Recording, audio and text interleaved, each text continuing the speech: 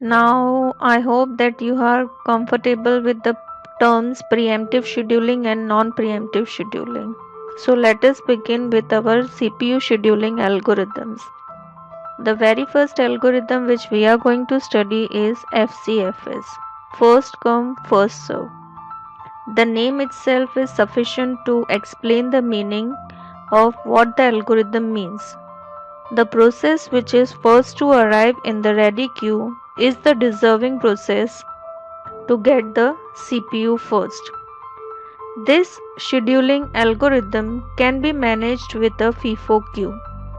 जो प्रोसेस पहला है मेमोरी में आने के लिए एंड रेडी क्यू में जाने के लिए, वही प्रोसेस कैपेबल है किसके पास जाने के लिए, प्रोसेसर के पास जाने के लिए. And FIFO queue is used to implement the FCFS algorithm.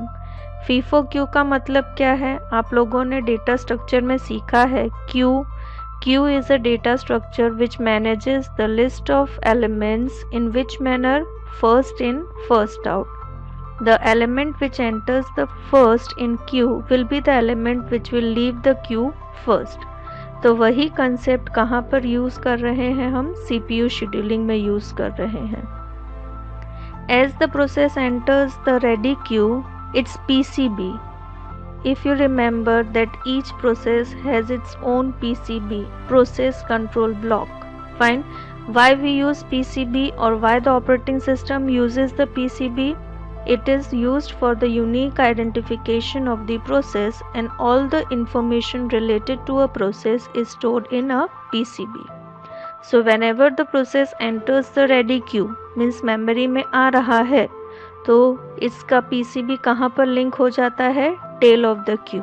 Means insert होते ही वो कहाँ पर ऐड हो जाता है, टेल में ऐड हो जाता है क्यू के. So when the CPU becomes first, it will be assigned to the process at the head of the queue. जब भी आपका CPU प्रोसेस लेने के लिए रेडी है, तभी आपका क्या होगा, जो प्रोसेस क्यू के हेड पे है उसी को प्रोसेसर एलोकेट हो जाएगा. Now very big disadvantage of the first come first serve algorithm is that if a process which needs maximum or the longest burst CPU time, अगर एक प्रोसेस को ज़्यादा टाइम चाहिए CPU के पास, तो बाकी जो प्रोसेसेस रेडी क्यू में हैं उनको क्या करना पड़ेगा, वेट करना पड़ेगा. तो ऐसे इफेक्ट को कहा जाता है कॉन्वॉय इफेक्ट. कॉन्वॉय इफेक्ट का मतलब क्या है, if there is a process which needs very large amount of CPU time, then it will be executing its time, but the remaining process will have to wait. अगर आपको ध्यान हो तो अगर हम कहीं पर जाते हैं और ना, सपोज हम शॉपिंग मॉल में जाते हैं, हम गए हैं शॉपिंग मॉल में और हमने सिर्फ एक आइटम या दो आइटम परचेज करी है, but there is a customer who has purchased 50 to 100 items, and if that person is ahead of us in the billing counter, then he or she will take maximum amount of time. Why he will take maximum amount of time? Because he is having 50 to 100 items, but we are having only 2 to 3 items, but we are in the queue, and the person who is ahead of us is the first one to come, so he will get the chance to prepare the bill. तो वो क्या हो जाएगा, वो ज़्यादा time लेगा और हम पीछे खड़े हैं तो हमें वेट करना पड़ेगा. तो इस इफेक्ट को क्या कहा जाता है, convoy effect. Similarly CPU scheduling में फर्स्ट कम फर्स्ट में अगर एक process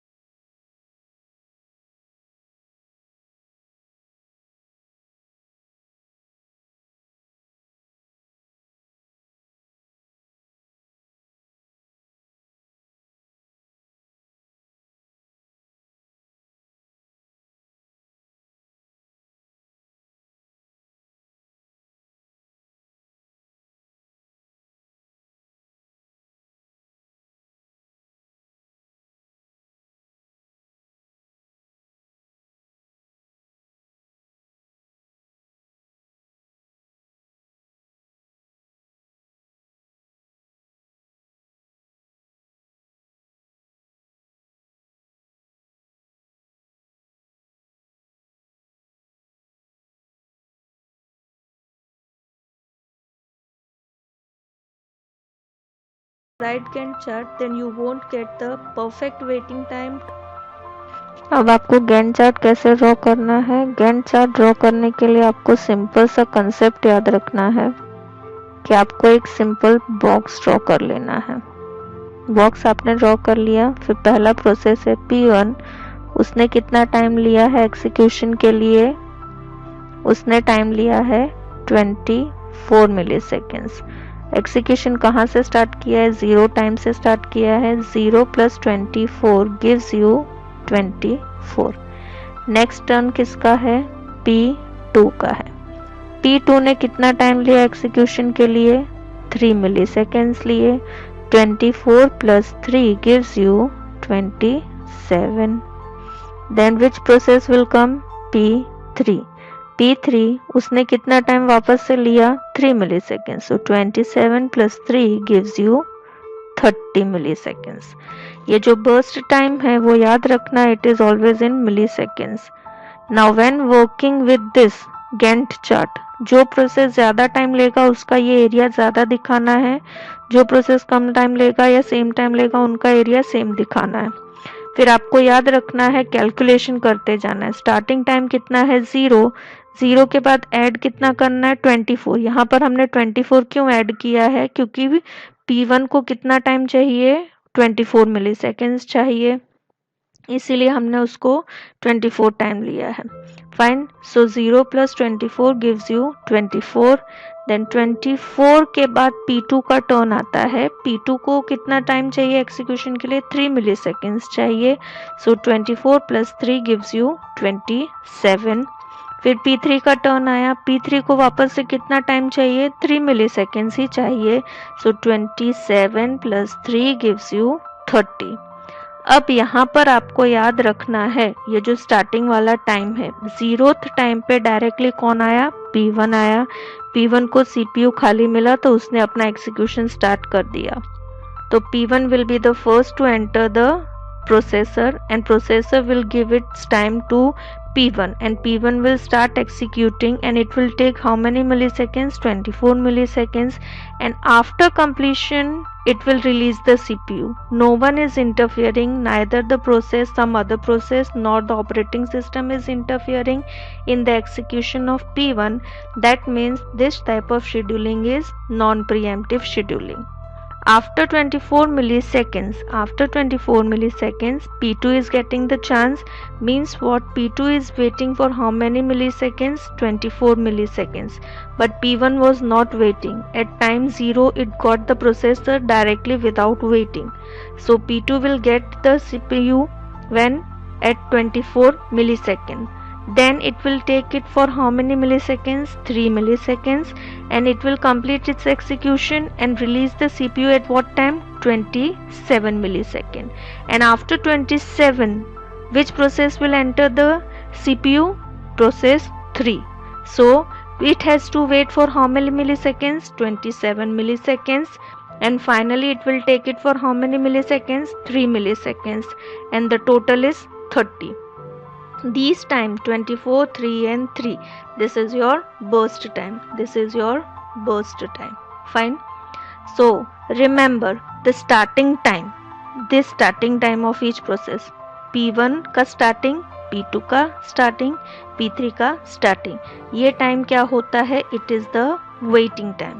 What is it? It is the waiting time. What is it? It is waiting time.